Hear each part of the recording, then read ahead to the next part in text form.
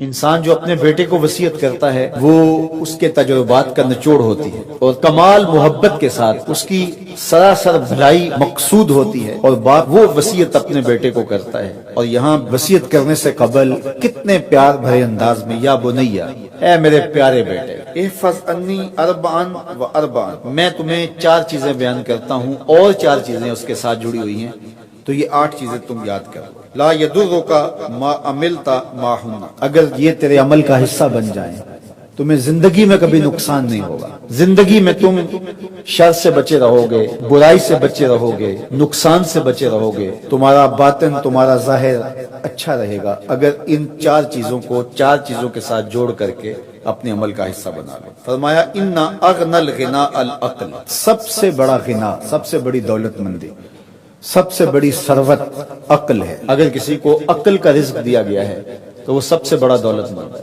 اگر اس کے پاس مال و متاع بہت سارے ہیں لیکن بے وقوف ہے تو وہ دولت مندی نہیں ہے۔ وَأَكْبَرُ الْفَقْرِ الْحُمْقُ، اور سب سے بڑا فقر اور سب سے بڑی محتاجی جہالت ہے۔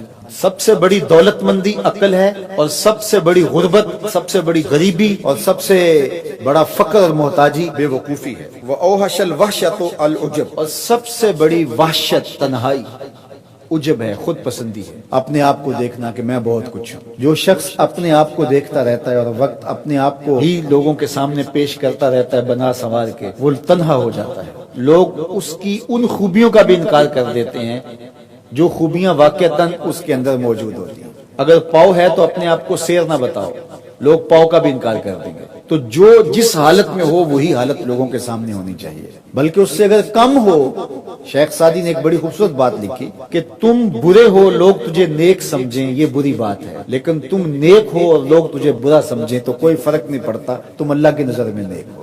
اس لیے تم اگر سیر ہو اور لوگ تمہیں پاؤ سمجھے تو کوئی فرق نہیں پڑتا، لیکن اگر تم اپنے آپ کو پیش کر رہے ہو تو لوگ تمہاری اس حیثیت کا بھی انکار کر دیں گے جو تمہیں حاصل ہے۔ وَأَكْرَمُ الْحَسَبِ حُسْنُ الْخُلُقِ، سب سے اچھا جو حسب و نسب ہے وہ کیا ہے؟ میں فلاں ہوتا ہوں، میں فلاں ہوتا ہوں، میں فلاں کا بیٹا ہوں، فلاں قبیلے سے میرا تعلق ہے، میرا باپ بڑا امیر کبیر تھا، اپنا حسب نامہ اس طرح لوگ پیش کرتے ہیں، مجھے جانتے ہو کہ میں فلاں ابن فلاں ہوں۔ سیدنا علی المرتضیٰ فرماتے ہیں بہترین جو حسب ہے جو آپ پیش کرتے ہیں وہ کیا ہے؟ حسن الخلق، تمہارے اخلاق کیسے ہیں، تمہارا خلق گواہی دے گا کہ تم اچھے خاندان کے چشموں چلا۔ مشکانست کے خود ببوئے نہ کہ عطار ببوئے۔ فارسی کا ایک مقولہ ہے کہ خوشبو وہ ہوتی ہے جو خود بتائے کہ میں خوشبو ہوں۔ خوشبو بیچنے والا بتاتا پھر ذرا سونگھ کے دیکھیے یہ بڑی اچھی خوشبو ہے، ذرا سونگھیے۔ کہا یہ بتانے کی ضرورت نہیں۔ حضرت علی المرتضیٰ فرماتے ہیں تمہارے خلق کی خوشبو سے لوگ سمجھ جائیں گے یہ کون ہے، تمہارے اخلاق اتنے اچھے ہوں کہ لوگ پہچان جائیں تم کون ہے۔ تو بہترین حسب و نسب کیا ہے؟ اپنے بیٹے حضرت امام حسن رضی اللہ تعالیٰ عنہ کو بتا رہے ہیں، مجھے بتائیے امام حسن سے بہتر نسب اور حسب کس کا ہو سکتا ہے؟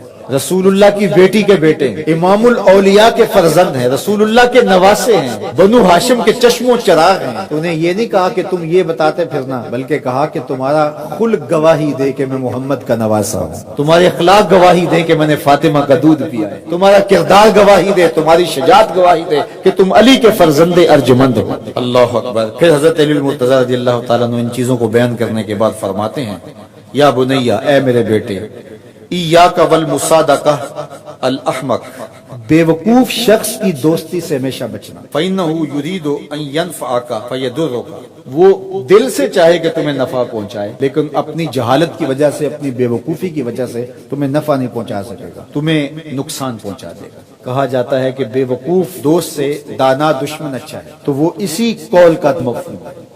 آپ نے اپنے بیٹے حسن کو یہ نصیحت کی، یہ نصیحت پلے باندھیں اور کبھی بھی جاہل اور بے وقوف سے دوستی نہ رکھیں، اس سے رویہ اچھا رکھیں، سلوک اچھا کریں، اس کے لیے خیر کا ذریعہ بنے آپ۔ یہ مطلب نہیں کہ بے وقوف کو آپ سلام بھی نہ کریں، لیکن دوستی اعتماد آپ اس پہ نہیں کر سکتے۔ وَإِيَّاكَ وَمُصَادِقَةَ الْبَخِيلِ، اور بخیل سے کبھی بھی دوستی نہ لگانا۔ فَإِنَّهُ يَبْعُدُ عَنْكَ أَحْوَجَ مَا تَكُونُ إِلَيْهِ، اس لیے کہ جب تجھے انتہائی ضرورت کا وقت آئے گا تو وہ تجھ سے دور ہٹ جائے گا، اور تو اس پہ توقع لگائے ہوئے ہوگا کہ میرا دوست ہے اور اوکھے ویلے میرے کام آئے گا، لیکن اوکھے ویلے وہ کام نہیں آئے گا۔ تو بخیل سے دوستی کا رب نہیں رکھنا۔ وَإِيَّاكَ وَمُصَادَقَةَ الْفَاجِرِ، بدکار شخص سے کبھی دوستی نہ رکھنا، برے شخص سے کبھی دوستی کا رشتہ نہ جوڑنا۔ فَإِنَّهُ يَبِيعُكَ بِالطَّافَةِ، جو فاسق و فاجر ہے، برا شخص ہے، بدکار ہے، اس سے دوستی نہ رکھنا، اس لیے کہ وہ بہت تھوڑی قیمت میں تجھے بیچ رہے ہیں۔ اور آخری بات، وَإِيَّاكَ وَمُصَادَقَةَ الْكَذَّابِ، جھوٹے آدمی سے کبھی دوست نہیں رکھنا۔ فَإِنَّهُ كَالسَّرَابِ يُقَرِّبُ عَلَيْكَ الْبَعِيدَ وَيُبْعِدُ عَلَيْكَ الْقَرِيبَ، وہ بعید کو تجھے قریب دکھائے گا، قریب کو تجھے بعید دکھائے گا۔ جو چیز قریب ہوتی ہے، جو سراب ہوتا ہے تو دور سے پانی دکھائی دیتا ہے، لیکن جب قریب جا کے دیکھتے ہیں تو سراب ہوتا ہے، پانی نہیں ہوتا۔ تو کہا وہ بھی سراب کی طرح ہوتا ہے، کذاب، جھوٹ بولنے والا، جو تجھے وہ نقشہ کھینچے گا جو ہوگا نہیں، تجھے وہ چیزیں بتائیں گا جو نفس العمل میں نہیں ہوگی، اور تو ایک مغالطے میں مارا جائے گا۔ یہ ہے حضرت سیدنا علی المرتضیٰ رضی اللہ تعالی عنہ کے وہ اقوال نور، جن کی گہرائی، گیرائی اور حکمت سے